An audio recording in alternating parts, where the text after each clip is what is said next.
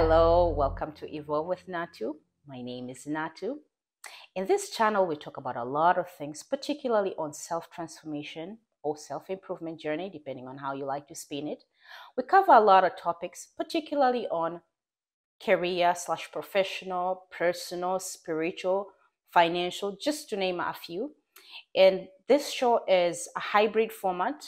Oftentimes, I'd have dialogues with my esteemed guests on different topics on their self-transformation journey, where they get to share tips, strategies, and their experiences. And on occasions, it features yours truly, like today, where I get to share my own experiences, my own strategies on self-improvement and self-development journey. So if this is the first time you're tuning in, thank you so much for tuning in. Welcome aboard. We love having you here. And if you've been supporting me for the last few days, weeks, months, thank you so much. Your support means a lot. And this is also a friendly reminder. If you have not subscribed yet, kindly do so. Your support means a lot to me. We're trying to grow our family, and we're trying to make sure that this message is spread amongst all the people who can benefit from it. So that said, I am delighted to share today's topic, which is fear of failure. So you're probably wondering, why is she talking about it? So for those of you who know me personally, know I'm quite a fearless person in a lot of ways. However, one of the fears that I've had that has been crippling in my life is the fear of failure. And I am still doing a lot of work to overcome this. I wouldn't say I'm completely healed. I think more than anything, I've made strides over the years, and I like to see that I'm getting better. And today, I'm here to talk to those of you who have the exact same fear, share the tips that have worked for me over the years, and hopefully somebody will be impacted or helped. So you're probably wondering, and maybe you're not, but I think it's important I share where this fear stems from. So growing up, or rather when I was young, my parents used to say I was quite a fearless kid in a lot of ways. I particularly didn't have a fear of failure. If I did something and it didn't go my way, I'd sit down, and within minutes I'll be like, you know what? I had this tagline from Miss Piggy. Miss Piggy doesn't fail. I used to call myself Miss Piggy. Don't ask me why. I don't remember. But I'd say Miss Piggy doesn't fail, and then I'll stand back up, start doing again the same thing that I was doing. I was persistent, for a lack of better word. And I can't tell you exactly when did this fear of failure started creeping in. I have a range of a time frame. I think when I was around 13 to 15 years old, that's when I started becoming increasingly fearful of failing. And I would handle failure really, really hard. Crying, being disappointed, and not wanting to try again. And let's just say it kept getting worse and worse over the years, to the point that it's held me back from pursuing certain opportunities in life, whether it's a career opportunity or even relationships, because I would self-sabotage before I even pursued the opportunity. Just because I was like, you know what? If I try this and if I fail, I'm going to beat myself so much. So I'm here to tell you that if you're watching this and you have the same kind of fear, you're not alone. Apparently, there's a lot of us in the world who have the same kind of fear. Some of us, it stems from the things that had happened in our environment, the people that we interacted with, the traumas that were inflicted with the people that we interacted with. And some, they're genetically predisposed to have it. They were born with it. It was from their grandfathers to their parents. It runs through the generations. So not to say that just because maybe some of you inherited it or some of you acquired it from the environments that you grew in, it doesn't mean that you cannot find a solution to it. So I'm not a psychologist. I'm not a therapist. Take what I say with a grain of salt. Make sure that you also do your own research. This is just solely based on my own experiences. So I'll quit rambling. 10 things that I have been doing over the last few years to overcome my fear of failure. Number one, I do my level best to actually acknowledge my feelings. So instead of me trying to dismiss them, I acknowledge why I am upset that I failed.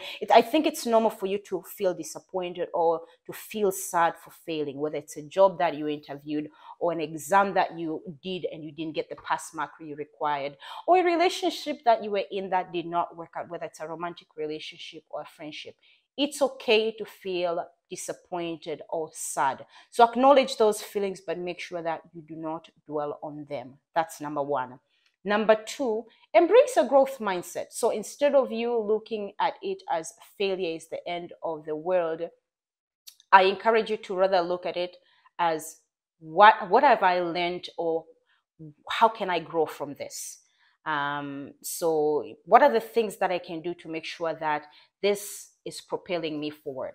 So for instance, if you wrote an exam and you failed, what are the things that I've actually done that made me fail, and how can I use this to learn and do better? So embracing that growth and learning mindset, instead of just dwelling and saying, hey, you know what, I failed, I'm not going to move forward. I usually say I like to look at my glass half full, or at least that's the approach that I try to implement oftentimes when I'm hit with a failure of some sort. Uh, it could have been worse. And I know sometimes it's not the right way to go about it, but I find that has helped me cope and help me process failure a whole lot better. Or even my own fear of failing. Like, okay, what's the worst that could happen if I do this? And what are the opportunities for me to grow from this failure or this mishap that has happened? So that's two.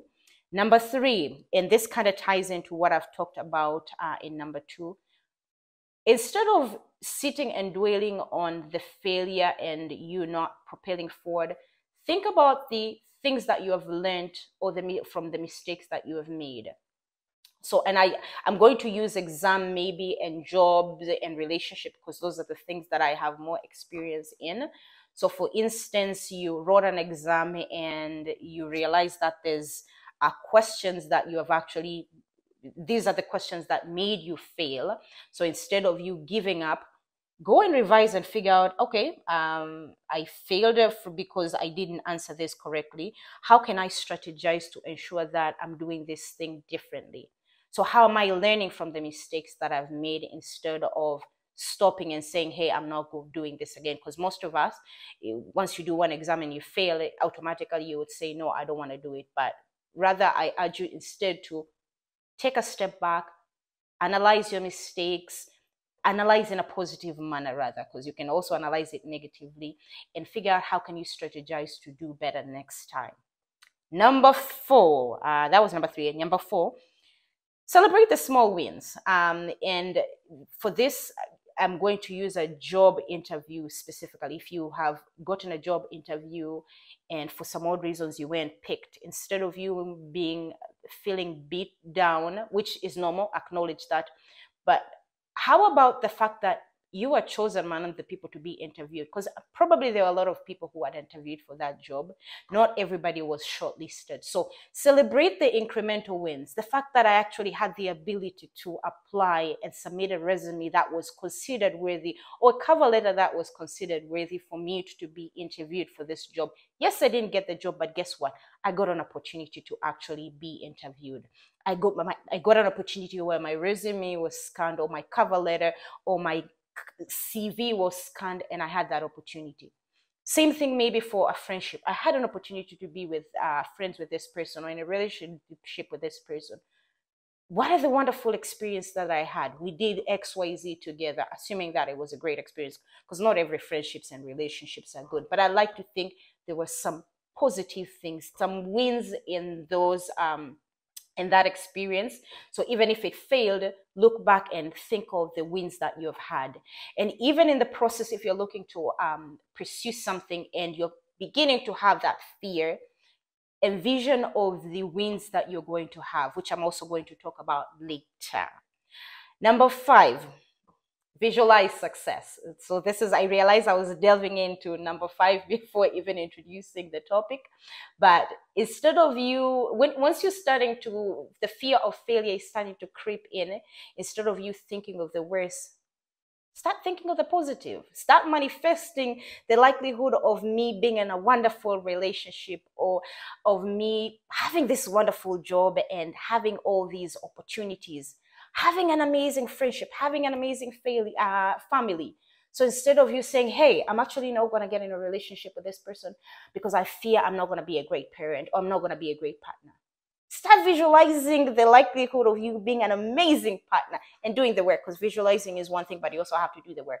I find most of us tend to manifest, but we're not willing to do the work. But that's a discussion for another day. I'm not going to call you out or call myself out. But visualize success. Visualize the likelihood of you winning, because I find having the right mindset, it helps you a whole lot to determine the outcome of how things are going to turn out for you. So that's number 5. Number 6, extend grace to yourself. Be kind to yourself. I find, especially me, when I fail at something, or when I want to try something and the fear of failing creeps in, I tend to go on a rabbit hole of just beating myself up, starting to think of all the things that I've failed in the past, or what is the likelihood I'll fail. We're not going to do that. What you're going to do is speak kindly to yourself. And what if you failed in the past? So what? That has happened. Today is a new day. We're going to try again, and we're going to be bigger and better. We're going to show up with so much audacity, and we're going to do amazing. Talk about visualizing success and making sure you're also being kind to yourself in the process. Number 7, be persistent. So if this is something that I think I used to be really good at as a child, and I kind of fell through the cracks, but now if I try something and it doesn't work out, I get back up, try again, try new tricks, and I keep trying until I get it. So in this, speaking of trying until you get it, I remember there was one particular job I applied 7 times. Looking back, I was like, whew. And I remember the first few times I just kept applying and the system kept rejecting me, and I did not know why. And eventually, I think by the 4th or 5th application, I figured, okay, there's things that I needed to work on. There's more experiences that I needed to have. And by the 7th time, I finally had an interview and got the job. So imagine if I didn't try. And some of you will probably say, hey, you could have had other opportunities. Yes, I had other jobs that I was doing, but my eyes were on that particular job at that time. And I tried 7 times until I got it. And don't ask me for how many years. It wasn't 7 years for sure, but it was, I think, within 2 or 3 years when I tried. Number 8, affirm yourself. So this is one of my favorite things to do. Anytime I'm starting to feel the fear of failure, when I want to try to do something and I'm worried that I might fail, if I apply for this job and not get it, I'll beat myself up. So I start self-sabotaging. So instead of self-sabotaging, I start affirming myself, how great I am, how good I am, how deserving I am for this job, and why I should continue and pursuing. And self-affirmations come in different shapes and forms. Do what works for you. Some people might mean reciting maybe self-affirmations that other people have said and copy them. Some people just find things that work for them and use them. So make sure that either way, you're affirming yourself, you're speaking positively to yourself. And going back to the point I made earlier, you're being kind to yourself. Make sure you're being kind to yourself when you're speaking nice to yourself, and making sure that fear doesn't define you. Which brings me to point number 9. Dissociate yourself from fear of failure. That's not your identity. It is not. That's just a certain fraction or component of your experience. It's not who you are. So what? What if your marriage has crumbled down? What if you failed a job interview? What if you failed from an exam? That's just a small fraction of who you are as a person. Get back up, dust yourself up. And I do not mean to undermine the experiences, because I understand certain experiences leave you more beaten more than others, which comes to the point of extending grace. But make sure that you're not associating yourself with failure. You're not labeling yourself failure, because guess what? You're not a failure. None of us are. You might have failed at something, But does that mean you're a failure? No. There's other good things that you have done that you have succeeded. You've probably passed an exam. You've raised a good family. You've made some good friends. All of those are wins that you have that you should celebrate. And that one tiny experience should not be part of your identity.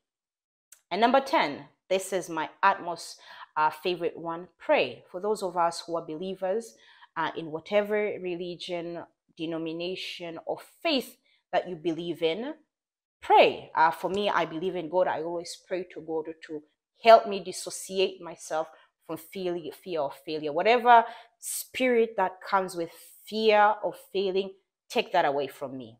God has destined me for bigger and greater things, and fear is not going to get in the way of it. So anytime I'm starting to feel the fear of failure and it's holding me back from trying something, I usually take a step back and I pray about it. I'm like, you know what, God, I feel like this is a devil. This opportunity has my name written in it, and I'm still going to try it. This devil is not going to get in the way. So having candid conversations with God about what I'm feeling, why I'm feeling, and why I think this shouldn't get in the way. And I find that really, really helps me. So I'd like to hear, one, do you have a fear of failure? If you don't, good for you. How does it feel being God's favorite? I'm joking. But if you do, how do you overcome the fear of failure? What are the tips? What are the strategies that you use? So in the next few episodes, I'm going to be talking about lighter topics like this, the fears and self-care tips and whatnot. So tune in for more interesting topics. I like to think this was interesting, and I hope it's short. I haven't checked the timer, but I hope it's short and sweet. That said, thank you so much for your support, and thank you for tuning in, and I hope to see you next time. Bye-bye.